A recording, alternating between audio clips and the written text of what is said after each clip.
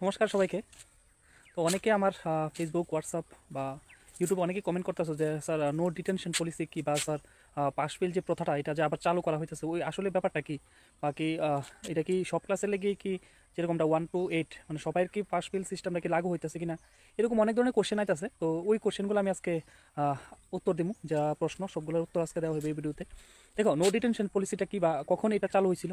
দেখো, 2009 right two education act বা policy যেটা লাগু করা হয়েছিল, যে সেখানে বলা হয়েছিল যে 6 থেকে 14 বছরের সমস্ত বাচ্চাদের যে পড়াশোনার যে অধিকারটা সবাইকে যেন দেওয়া হয়, এবং সবাই যেন সেই এই 6 থেকে 14 বছর বাচ্চারা যেন সবাই পড়াশোনার আয়তায় নিয়ে আওয়া যায়। তো সেইভাবে সেই পলিসিটা চালু হয়েছিল। তখন একটা সময় দেখা গেছে যে 2019-এ সেই রাইট টু এডুকেশন পলিসিতে একটু মডিফাই করা হয়েছিল। সেই মডিফাইটা হয়েছিল যে 1 থেকে 8 পর্যন্ত যে বাচ্চারা সবাই মানে যেন সবাইকে পাশ করে দেওয়া হয়। এবং পাশ করার পেছনেও এটাও একটা কারণ ছিল। কারণ কি, একটা সময় দেখা গেছিলো যখন কোনো একটা বাচ্চা যদি একটা ক্লাসে সে মানে ফেল করে, বা সে যদি নেক্সট ক্লাসে যদি প্রমোটেড না হয়, তখন একটা সময় দেখা গেছে যে তার পড়াশোনার প্রতি সে আগ্রহ হারায় নিছে, বা স্কুল ছুট দেখা গেছে, বা অনেকেই স্কুলে আইতে চায় না। এমন অনেক ধরনের প্রবলেম দেখা গেছে যখন একটা বাচ্চা কোনো একটা ক্লাসে ফেল করে। তখন 2019-এ আবার সেই মানে যে গ্যাপটা সেটা ফিল আপ করার লেগে তখন একটা মডিফাই করে বা আর্ট মানে রাইট টু এডুকেশন একটা মডিফাই করে তখন চালু করা হয়েছিল যে যারা 1 to 8 পর্যন্ত কোনো বাচ্চারই কোনো ক্লাসে আটকানো হতো না, তারা নেক্সট ক্লাসে প্রমোটেড করা হইব। তো সেইভাবেই সেই পলিসিটা লাগু হয়েছিল। তখন দেখা গেছে যে বাচ্চারা পড়াশোনার প্রতি একটা সময় আগ্রহ মানে দেখাইতেছে না, বা তাদের মনে একটা বিশ্বাস হয়ে গেছিলো যে আসলেই কি মানে পড়াশোনা না করলেও তো দেখা গেছে যে পাশ করে লাভ, বা স্কুল থেকে তাদের সেরকম ধরনের একটা বলতে কি রেজাল্টে বা অনেক ধরনের ইয়েতে দেখা গেছে যে রিল্যাক্স দেওয়া হয়েছে, যে বাচ্চারা দেখা গেছে যে সে পড়াশোনা না করে একটা সময় দিয়ে পাশ করে নিতেছে, বা তার মধ্যে একটা বিশ্বাস হয়ে পড়ছে যে আমি পড়াশোনা না করলেও তো আমার স্কুল থেকে পাশ করায় বা সিস্টেমে আমার পাশ করাই দেয়।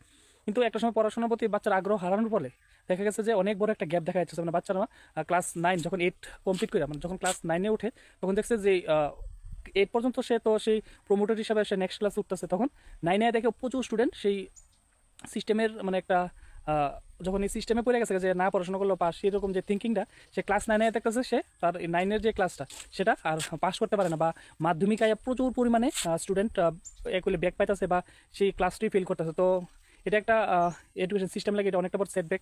তখন এটা আবার অ্যানালাইসিস করে দেখা হয়েছে যে এই সিস্টেমটা যেন আবার একটু চেঞ্জ করা হয়। তখন আবার ঠিক আজকে থেকে 2 দিন বা 1 দিন আগে আবার সে রাইট টু এডুকেশনে আবার একটা মডিফাই করা হয়েছে, যে যদি মানে শিক্ষা ব্যবস্থাটা মানে যেই শিক্ষা ব্যবস্থা বলতে কি প্রত্যেকটা ধরনের মনে করো যে কোনো পলিসি বা কোনো নিয়ম লাগু করতে গেলে সেই রাজ্য সরকারের হাতে সেই পাওয়ারটা আছে। তো এইবার ডিপেন্ড করে যে রাজ্য সরকার সেই সিস্টেমটা চালু করবো কিনা পাস ফেল প্রথাটা। ঠিক এডুকেশনের যে পার্টটা এটা রাজ্য সরকারের উপর সম্পূর্ণ নির্ভর করে। তো এবার রাজ্য সরকার যদি চায় যে পাস ফেল প্রথাটা চালু হোক, তাহলে চালু হইব। এবার ব্যাপারটা হয়েছে গিয়া এবার যেহেতু সে আবার পাস ফেল প্রথাটা চালু হয়েছে, আর পাস ফেল প্রথাটা মানে এবার যে মডিফাই করা হয়েছে রাইট টু এডুকেশনে, সেটা হয়েছে যে ক্লাস 5 এবং 8 অন্য কোনো ক্লাস না, ক্লাস 5 এবং 8 কোনো স্টুডেন্ট যদি তার যেই পাস মার্ক বা যেই নাম্বারটা প্রয়োজন সে পাস করার লাগে, বা মিনিমাম যে একটা স্কোর করার লাগে সেটা যদি না পায়, তাহলে অবশ্যই তাকে ফেল বলে ঘোষণা করা হইব। এবং শুধু প্রথম এক্সাম না, যখন অ্যানুয়াল এক্সামটা দিব, যখন তার যে মার্কটা দরকার সেই মার্কটা যদি সে না পায়, তখন তার আবার 2 মাস পরে আরেকটা এক্সাম নেওয়া হইব। 2 মাস পরে আবার এক্সামে আরেকটা সুযোগ দেওয়া হইব। সেই সুযোগও যদি সে কাজে না লাগাইতে পারে, তখন তাকে ফেল বা তাকে সেই সেম ক্লাসে 5 হোক বা 8 তাকে সেম ক্লাসে তারা রাখা হইব।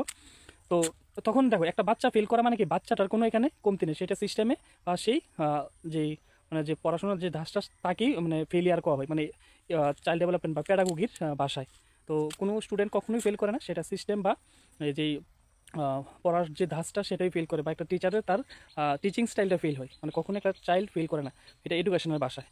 তো সেইভাবে এই কারণেই আবার চালু করা হয়েছে নো ডিটেনশন পলিসি, জেনে কাউকে মানে সে পড়াশোনা না করে জাস্ট নেক্সট ক্লাসে যাবো সেরকম তার এখন থেকে আর হইতো না। তোমাকে সুযোগ দেওয়া হইব ক্লাস 5 এবং 8। তুমি যখন ক্লাস 5-এ পড়ো, যদি তুমি পড়াশোনা করো তাইলে তুমি ক্লাস 6-এ উঠতে পারবা। তুমি যদি ক্লাস 8-এ থাকো, এবার 9-এ উঠতে গেলে তোমার পড়াশোনা করাই মানে নেক্সট ক্লাসে উঠতে পারবে। তোমার যে একটা ভুল ধারণা যে আমাকে স্কুল থেকে পাস করাই দিব বা সিস্টেমে বা এরকম সিস্টেমটা আর এখন আর নাই। সেটা পরবর্তী সময় যদি সেই স্টুডেন্ট যদি মনে করো কিছু শর্ট মার্ক বা কোনো সাবজেক্ট ক্লিয়ার করতে, তাকে আবার 2 মাস পরে একটা সুযোগ দেওয়া হবে। সেই সুযোগ যদি সে পরীক্ষাতে কাজে না লাগাতে পারে, তখন তার সেম ক্লাসে রাখা হইব। তো এইভাবেই সেই নো ডিটেনশন যে পলিসিটা আবার স্ট্রিক্ট লাগু করা হয়েছে, যেন পড়াশোনা যেন আবার অগ্রগতি করা যায়, বা বাচ্চারা যেন সেই ভ্রম বা সেই যেই একটা বিলিফ হয়ে গেছিলো যে পড়াশোনা না করলেও পাস করাই দিব, সেই সিস্টেমটা থেকে সম্পূর্ণ বাইরে আইতেব, সেই প্রি কনসেপ্ট থেকে আবার বাইরে আইতেব। তো আশা করি যারা নো ডিটেনশন পলিসি নিয়ে অনেক ধরনের ধারণা ছিল এবং এই যে মডিফাই যে করা হয়েছে রাইট টু এডুকেশন, সেটা আশা করি একদম ভালো ডিসিশনই। কারণ কি বাচ্চারা এখন আবার পড়াশোনায় ফিরে আইব। কারণ কি অনেক সময় তারা পড়াশোনা প্রচণ্ড গাফিলতি দিত যে পড়াশোনা না করলে তো পাশ করে দেওয়া হয়। এবার তারা হয়তো বা পড়াশোনার প্রতি অনেকটা মনোযোগ হইব। তো আশা করি যে নো ডিটেনশন পলিসিটা খুব ভালোভাবে ইমপ্লিমেন্ট হইব। তো দেখা হইব নেক্সট ভিডিওতে। Tata bye.